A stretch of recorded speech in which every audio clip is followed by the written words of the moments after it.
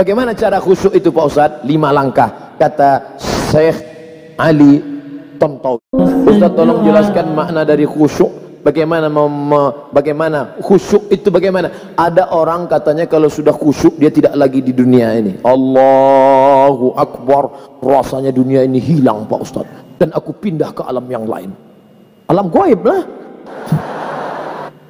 Sekarang kita lihat sahabat Nabi waktu sholat, apakah dia pindah ke alam lain atau tempat di tetap yang sama? Ketika itu Nabi sakit, imamnya Abu Bakar. Abu Bakar imam, sahabat di belakang. Allahu Akbar.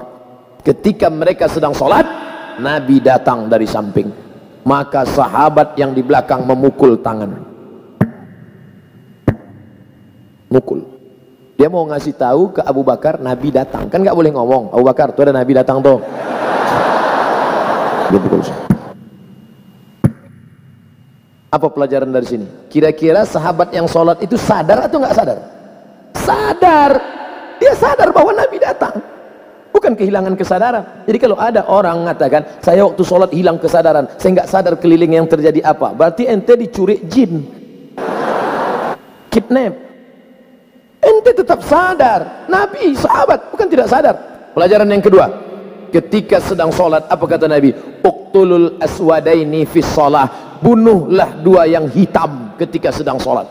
Allahu Akbar. Tiba-tiba ada 2 yang hitam. 2 yang hitam itu ular dan kalajengking.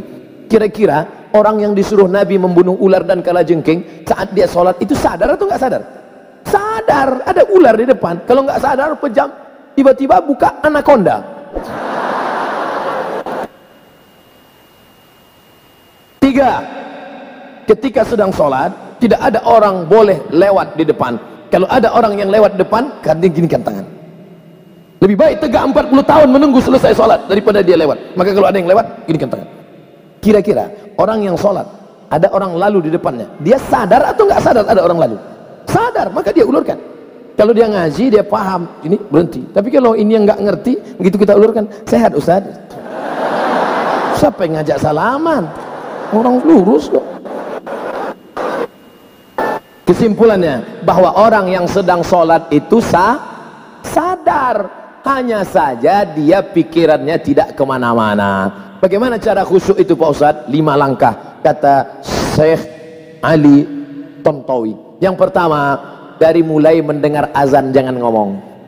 Allahu Akbar, Allahu Akbar, Allahu Akbar, Allahu Akbar. Hayya 'alas shalah.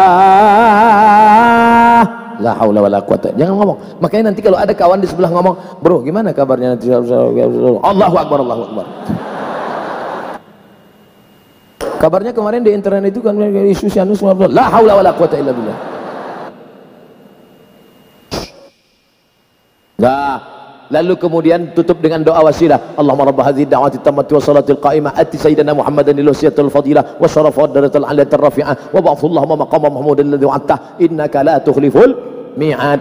2, ketika berwudu enggak boleh ngobrol. Ambil air, yang ngobrol. Ini saya lihat banyak yang sedang ambil wudu ngobrol.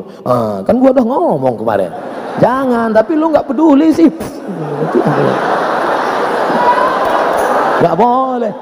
Nggak boleh ngomong.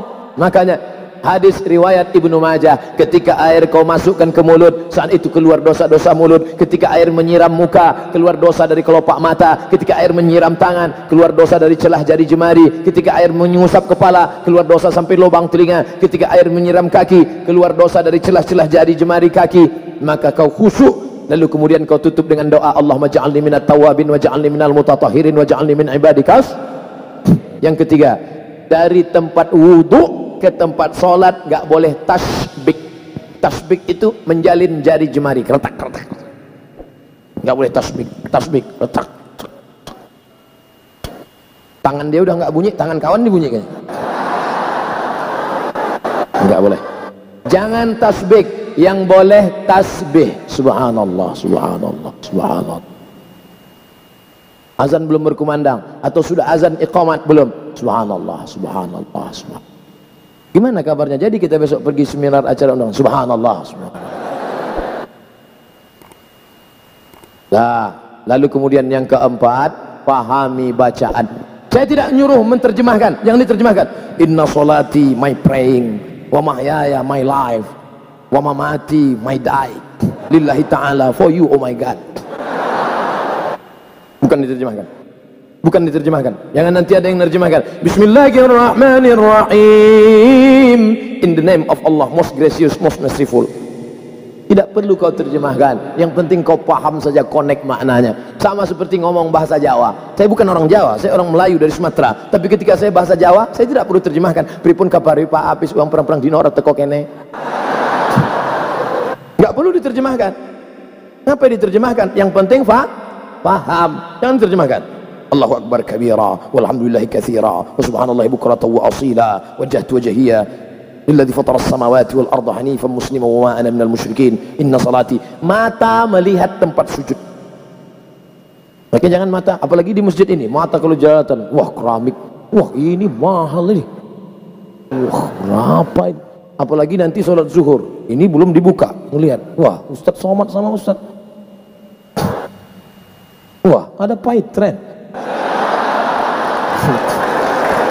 Oleh sebab itu maka ini bahaya, makanya mata biar sana. Makanya kalau sholat ke masjid jangan pakai baju yang ada tulisan-tulisan. Ini sudah terlambat datang hari Jumat, khotib naik pakai baju tulisan, tulis ini. Emang masalah buat lo? Gimana orang mau sholat? Nah, jangan pakai tulisan. Ibu, kalau pakai mukena jangan yang terlalu rame. Ini mukenanya semua bunga, bunga matahari, bunga kenanga, bunga kemboja, bunga tai ayam, ada semua di sini. Ada teman yang sholat di belakang lihat, di mana belinya ini ya?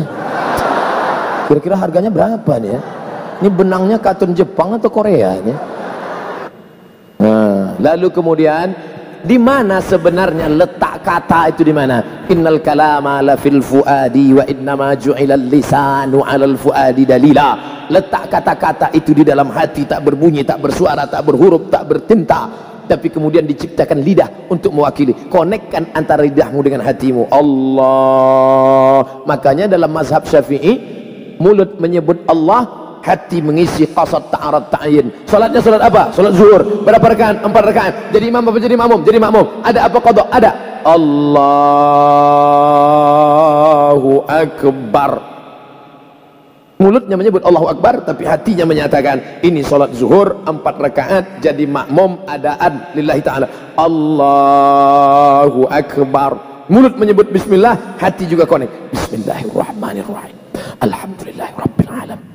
Ar-Rahmanir-Rahim. Makanya Nabi kalau sholat itu mulutnya bergerak. Ya Khabbab, Khabbab. Nabi kalau sholat mulutnya bergerak atau diam saja? Kata Khabbab, Nabi waktu sholat mulutnya bergerak. Dari mana kamu tahu Nabi mulutnya bergerak? Bittirabi lihyatih. Saya lihat jenggotnya bergerak, bergoyang. Ini sekarang ada orang yang sholat mulutnya diam aja.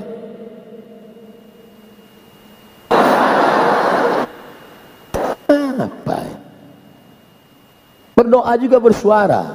Ud'u rabbakum, bersuara, lirih, mulut bergerak. Ya Allah, tolong aku ya Allah, tolong anak-anakku ya Allah. Ini ada orang berdoa mulutnya diam ya. Rasanya tak perlu kusebutkan satu persatu, karena aku yakin kau tahu yang ku mau. Ustaz tolong jelaskan makna. Sudah. Apa hukum musik? Buka, pertama syaratnya beli 4 GB. Setelah itu tulis di www.youtube.com. Kau mau tanya tentang apa? Kredit, Somat kredit. Tanya tentang apa? Tentang musik, Somat musik. Tanya tentang apa? Politik, Somat politik. Pokoknya apa saja kau tulis itu. Somat LGBT, Somat narkoba. Enter, dapat video-videonya insyaallah. Sudah saya enter kok enggak nyala videonya Pak Ustadz, paket habis. Nah, tapi karena kau tanya saya jawab juga. Apa hukum musik dalam syariat Islam? Musik yang boleh solawat. Barakallahu lakuma wa baraka alaikuma wa jama'a bainakuma. Boleh. Itu kan doa untuk orang menikah, enggak salah. Atau lagu yang mengingatkan mati. Mati. Untuk yang anak-anak muda. Kalau untuk yang emak-emak, bila Israel datang memanggil, jasad terbujur di pembaringan. Tapi lagu itu jangan dinyanyikan waktu acara pesta nikah. Berikut ini mari kita dengarkan satu lantunan lagu yang disampaikan oleh ibu-ibu dari majelis pengajian. Sekujur tubuh akan menggigil, sekujur badan kan kedinginan. Pengantinnya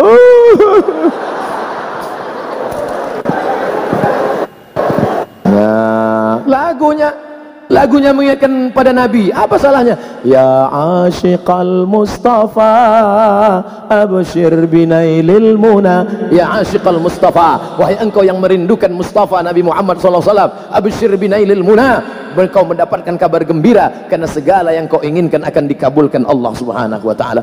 Apa salahnya? Maulaya salli wa sallim daiman abada ala habibika khairil khalqi kullihim.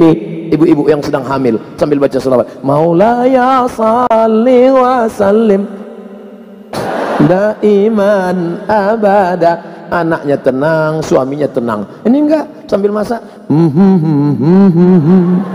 Datang suami di belakang. Lahir anak, siapa namanya? Amitabh Bachchan.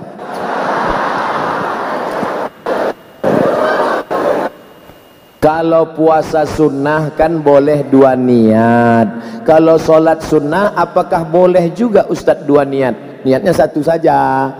Bapak niat sholat sunat qabliyah, kebetulan tertulis di dinding 2 menit, 2 menit, 2 menit, 2 menit, 2 menit, 2 menit lagi iqamat.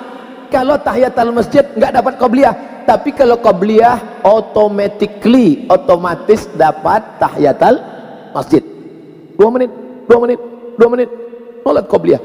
Selesai qabliyah, loh kok nggak iqamat? Tanya pengurus, Pak pengurus, kok nggak iqamat? Jamnya rusak Pak.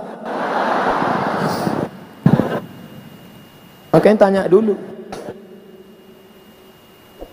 Bagaimana jika kita menemukan uang? Oh, ini enak ini. Uang itu kita masukkan ke dalam kotak amal langsung tanpa kita umumkan. Namanya luqatah. Luqatah harus diumumkan selama 1 tahun. Kalau selama 1 tahun tidak ada pemiliknya, itu milikmu. Makanya selama setahun itu kau berdoa supaya tidak datang pemiliknya. Pas hari yang ke-359, ya Allah, jangan sampai datang dia. Pagi 360 dia pun datang. Kiamat sudah terjadi, saudaraku.